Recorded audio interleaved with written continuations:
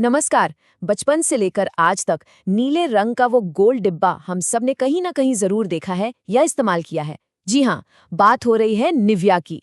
एक ऐसा German heritage brand जो 112 साल पुराना होने के बावजूद आज 2026 में भी ग्लोबल फाइनेंशियल मार्केट और खास तौर पर भारतीय बाजार पर राज कर रहा है। आज के इस विश्लेषण में हम समझेंगे कि कैसे ये ब्रांड इस डिजिटल और बेहद प्रतिस्पर्धी दौर में भी अपना दबदबा बनाए हुए है। तो चलिए बिना किसी देरी के शुरू करते हैं। जरा सोचिए, आज के इस तेजी से बदलते डिजिटल युग में जहां हर दिन नए नए ट्रेंडी स्किन केयर ब्रांड्स आ रहे हैं, वहां 112 साल पुरानी ये नीले डिब्बे वाली क्रीम आखिर कैसे सबको पछाड़ रही है। बदलते उपभोक्ता व्यवहार और डिजिटल फर्स्ट प्रतियोगियों के दौर में किसी भी पुरानी कंपनी का टिके रहना बहुत मुश्किल होता है।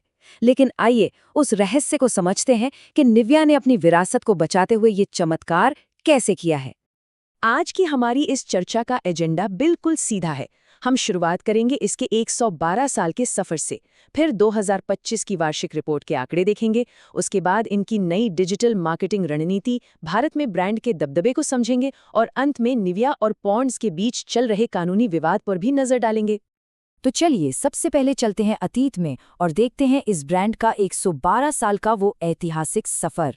इस ब्रांड की शुरुआत की कहानी बेहद दिलचस्प है।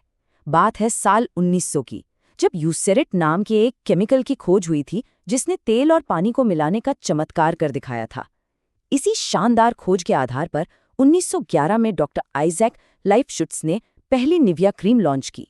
वैसे ये नाम निविया लैटिन भाषा के शब्द निवेश से निकला है, जिसका मतलब होता है बर्फ जैसा उजला। 1924 में वो आइकॉनिक नीला डिब्बा सामने आया जो आज भी इसकी सबसे बड़ी पहचान है। फिर 1960 के दशक में समुद्र तटों पर छुट्टियां बिताने के चलन ने इनकी सनस्क्रीन को मशहूर कर दिया। और आज 2026 तक आते आते ये एक विशाल स्किन केयर एम्पायर बन चुका है। अब इतिहास के पन्नों से बाहर आते हैं और बात करते हैं हार्ड फैक्ट्स की। नजर डालते हैं इनकी पेरेंट कंपनी बियर्सडॉर्फ की 2025 की वार्षिक रिपोर्ट पर। 2025 की वार्षिक रिपोर्ट के आंकड़े सच में चौंकाने वाले हैं। बियर्सडॉर्फ की कुल ग्रुप सेल्स 9,852 मिलियन यूरो यानी लगभग 9.85 बिलियन यूरो पार कर गई है। वहीं इनका मुनाफा या EBIT मार्जिन 14.0% पर बहुत ही शानदार तरीके से टिका हुआ है। लेकिन यहाँ सबसे ज्यादा ध्यान खींचने वाली बात है उनका रिसर्च एंड डेवलपमेंट यानी R&D पर किया गया निवेश। उन्होंने सिर्फ 2025 में R&D पर 365 मिलियन यूरो खर्च किए हैं। ये साफ दिखाता है कि वो इनोवेशन को लेकर कितने ज्यादा सीरियस हैं। और इस पूरी कामयाबी का सबसे बड़ा हीरो कौन है? वो है निविया। 5529 मिलियन यूरोज, ये कोई छोटा नंबर नहीं है। ये विशाल आंकड़ा सिर्फ और सिर्फ निविया ब्रांड की 2025 की सेल्स को दर्शाता है। कंज्यूमर सेगमेंट के 8.17 बिलियन यूरो में से इतना बड़ा हिस्सा अकेले निविया का है, जो ये साबित करता है कि पूरी दुनिया में इस ब्रांड का स्केल कितना बड़ा है। वैसे बियर्सडॉर्फ के पोर्टफोलियो में सिर्फ निविया ही नहीं है। डर्मा बिजनेस में यूसेरिन और एक्वाफोर जैसे इनके दूसरे शक्तिशाली ब्रांड्स ने भी कमाल का प्रदर्शन किया है। इन सहयोगी ब्रांड्स ने थियामीडोल और एपिसिलिन जैसे एकदम नए वैज्ञानिक इनोवेशंस के दम पर 2025 में शानदार 11.7% की ऑर्गेनिक ग्रोथ दर्ज की है। इतना भारी भरकम रेवेन्यू आखिर लगातार आ कहां से रहा है? इसे समझने के लिए हमें इस ब्रांड की नई और एकदम मॉडर्न डिजिटल मार्केटिंग रणनीति को देखना होगा। इस ब्रांड ने कई बहुत ही स्मार्ट रणनीतिक बदलाव किए हैं। हमेशा से निविया को सर्दियों वाली क्रीम माना जाता था, है ना? लेकिन अब वो पूरे साल इस्तेमाल होने वाले स्किन केयर ब्रांड के रूप में अपनी छवि बदल रहे हैं। अब उनका सीधा फोकस टिकटॉक और इंस्टाग्राम जैसे प्लेटफॉर्म्स पर मौजूद जेनजी यानी जेनजी पर है।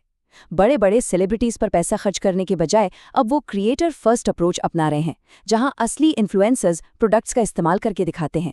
इसके साथ ही वो अपने प्रोडक्ट्स में मौजूद वैज्ञानिक तत्वों की जानकारी देकर लोगों को स्किन केयर के बारे में शिक्षित भी कर रहे हैं। पहले का तरीका बिल्कुल अलग था। टीवी पर पारिवारिक कहानियों वाले विज्ञापन आते थे और वो भी सिर्फ मौसम के हिसाब से। लेकिन 2026 की आधुनिक सोशल कॉमर्स रणनीति ने पूरा गेम बदल दिया है। अब टिकटॉक शॉप, क्रिएटर्स के स्किन केयर रूटीन वीडियोस और साइंटिफिक इंग्रेडिएंट्स के जरिए पूरे साल बिक्री होती है। और इसी बदलाव ने आज के नए इंडी ब्रांड्स को कड़ी टक्कर दी है।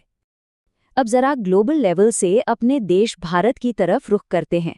देखते हैं कि ये ग्लोबल रणनीतियां भारत में कितनी सफल रही हैं। 2026 की टीआरए ब्रांड ट्रस्ट रिपोर्ट के आंकड़े खुद गवाही देते हैं। लगातार छठे साल निविया ने स्किन केयर की श्रेणी में नंबर 1 का स्थान हासिल किया है। भारत के 16 प्रमुख शहरों में किए गए इस सर्वे में ब्रांड की 80 साल पुरानी विरासत और लोगों के अटूट विश्वास की झलक साफ दिखाई देती है। पीढ़ियों से चला आ रहा ये भरोसा ही इस ब्रांड की असली ताकत है। लेकिन ये भरोसा सिर्फ पुरानी यादों के सहारे नहीं टिका है। भारत में काम कर रही इनकी R&D टीम ने ग्लोबल इनोवेशंस को यहाँ की स्थानीय जरूरतों के हिसाब से बहुत ही शानदार तरीके से ढाला है। जैसे कि भारतीय मौसम के हिसाब से पिगमेंटेशन दूर करने के लिए लुमिनस थियामिडोल, पुरुषों की सेंसिटिव स्किन के लिए हाइड्रोकेयर रेंज और खास एशियन मार्केट के लिए सुपर 10 विटामिन सीरम तैयार किया गया है। भारतीय रिटेल मार्केट में निविया का ब्रांड पुल यानी ग्राहकों को अपनी ओर खींचने की ताकत इतनी जबरदस्त है कि सुपरमार्केट्स में इन प्रोडक्ट्स को बेचने के लिए अलग से सेल्स प्रमोटर्स खड़े करने की जरूरत ही नहीं पड़ती। लोग खुद शेल्फ से इसे उठा लेते हैं। हाँ, उनके ल्यूमिनस जैसे कुछ प्रीमियम प्रोडक्ट्स के फायदों को समझाने के लिए थोड़ी उपभोक्ता शिक्षा की आवश्यकता जरूर होती है, लेकिन मुख्य उत्पाद खुद ब खुद बिकते हैं। लेकिन बिजनेस की दुनिया में सब कुछ हमेशा इतना शांत नहीं रहता। अब बात करते हैं भारतीय मार्केट में चल रहे एक बड़े ही दिलचस्प कॉर्पोरेट टकराव की, निविया वर्सेस पॉन्ड्स। फिलहाल दिल्ली हाई कोर्ट में एक बहुत ही दिलचस्प कानूनी मामला चल रहा है। दोनों पक्षों की अपनी अपनी दलीलें हैं। एक तरफ बियर्सडॉर्फ का आरोप है कि हिंदुस्तान यूनिलीवर यानी HUL के पॉन्ड्स ब्रांड वाले शॉपिंग मॉल्स में एक मैग्नीफाइंग ग्लास का इस्तेमाल करके ग्राहकों को गुमराह करने वाले डेमो दे रहे हैं और निविया क्रीम को नीचा दिखा रहे हैं। वहीं दूसरी तरफ पॉन्ड्स का कहना है कि वे किसी को नीचा नहीं दिखा रहे हैं, बल्कि वे तो बस अपने नए सुपर लाइट जेल के हाइड्रेशन गुणों का प्रचार कर रहे हैं। हम यहाँ किसी का पक्ष नहीं ले रहे हैं, बल्कि सिर्फ मार्केट की वास्तविकता को समझने की कोशिश कर रहे हैं। इस पूरे विवाद में बियर्सडॉर्फ अदालत से परमानेंट इंजंक्शन यानी स्थायी निषेधाज्ञा की मांग कर रही हैं। आसान भाषा में कहें तो वो एक ऐसा कोर्ट ऑर्डर चाहते हैं जिससे उनके ट्रेडमार्क के कथित उल्लंघन और अनुचित व्यापारिक तरीकों पर हमेशा के लिए रोक लग जाए। ये मामला बिल्कुल स्पष्ट कर देता है कि कैसे बड़े बड़े ब्रांड्स अपना मार्केट शेयर बचाने के लिए सिर्फ मार्केटिंग का नहीं बल्कि कानूनी रास्तों का भी सहारा लेते हैं। तो हम अपनी इस चर्चा के अंत में आ गए हैं। निविया ने विज्ञान, स्मार्ट मार्केटिंग और मजबूत रिसर्च के जरिए साबित कर दिया कि एक हेरिटेज ब्रांड भी डिजिटल युग में राज कर सकता है।